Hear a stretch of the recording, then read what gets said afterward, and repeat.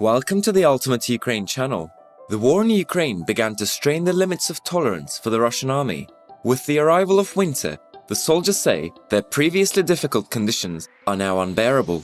At the moment, Bakhmut is the scene of very brutal conflicts and reminds us of scenes that have been reenacted in movies or video games. Unfortunately, these ones are real, and those who fight there live on a slender line between life and death. There has been a conflict there for about 7 months, and until now, divine justice has always been on the side of the Ukrainians. The invading troops could not seize this area and could not get past the Ukrainian defense. The holy cause of Ukraine exhausted the Russian army, which could not implement their evil plans. The fact that even Putin's most special units undertook many failures in the Bakhmut direction shows us all the critical collapse in the Russian army. In fact, it was predicted that the destructive psychology of the Russian army would come, because here we are talking about an army that is damaged in every way. This destruction of the Russian army sometimes even affects the political activity in the Kremlin. Putin faces the danger that his dismissed Russian commanders could trigger a revolt against his rule, while Putin is dealing with the Russian elite on the one hand and the Russian generals who have been demoted on the other. Reports are being shared that the Russian officers from the front are going crazy. Drunk soldiers fight each other, while Russian commanders blow up their own troops. Additionally, the Russian FSB and Spetsnaz are in conflict with each other, as well as with Kadyrov's troops. Russian commanders are shot by their soldiers or flee from the front with them. We are asking you, if this is not the beginning of the end for Putin, what is? Because now even their own officers have completely lost their psychological resilience with the devastation of the war, and they have begun to destroy their own soldiers. In fact, the Russian army hit its own troops with friendly fire many times during the war. While reporting on these attacks, Russia always said that these attacks took place by mistake. However, looking at the latest incident, we can now consider the possibility that other friendly fires carried out by the Russian army were also intentional.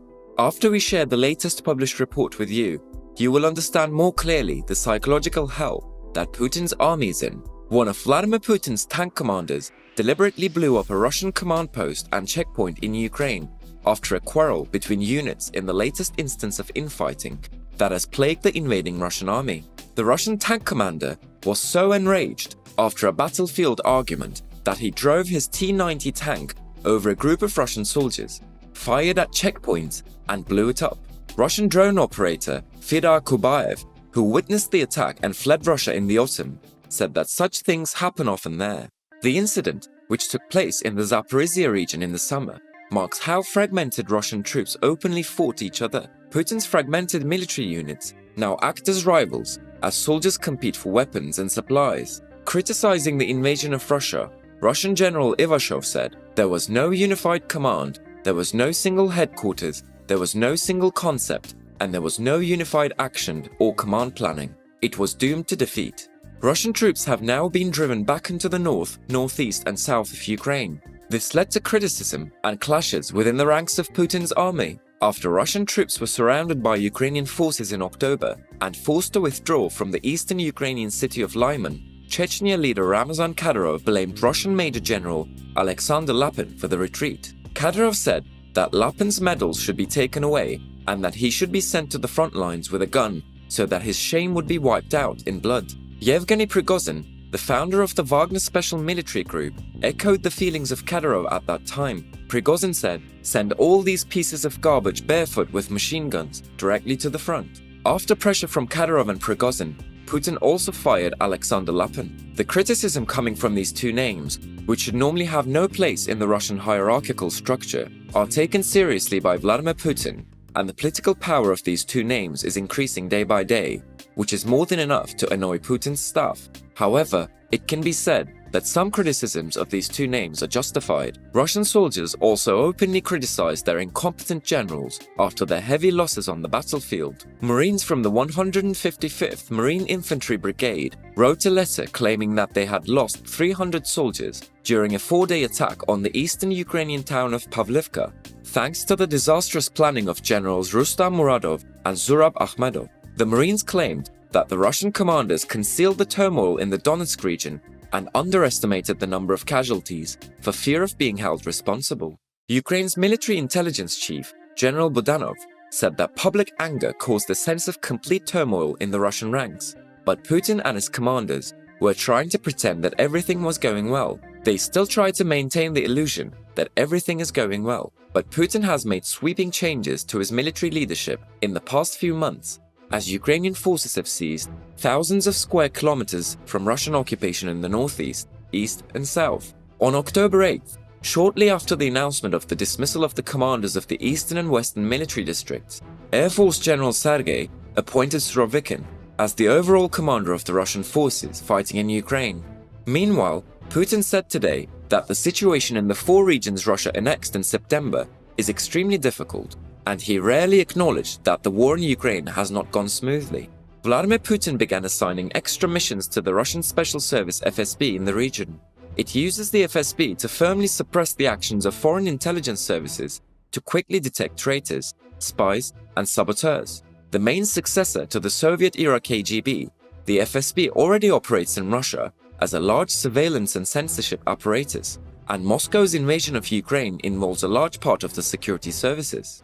In September, Putin announced that Russia had annexed 4 regions in eastern and southern Ukraine after Moscow proxies held referendums in Ukraine after being denounced as a sham by Kiev and the West. But at no point did Russian troops control all of these areas and had to withdraw from the regional capital of the southern Kherson region last month after a month-long Ukrainian counteroffensive. After failures on the ground, Moscow changed strategy and stepped up airstrikes targeting Ukraine's military and energy facilities. Civilian infrastructures were the target of these attacks. Russian attacks began to make the lives of Ukrainian civilians much more difficult. Even if the main aim is to destroy Ukraine's military targets, it aims to defeat Ukraine by imprisoning Ukrainians in much more difficult situation.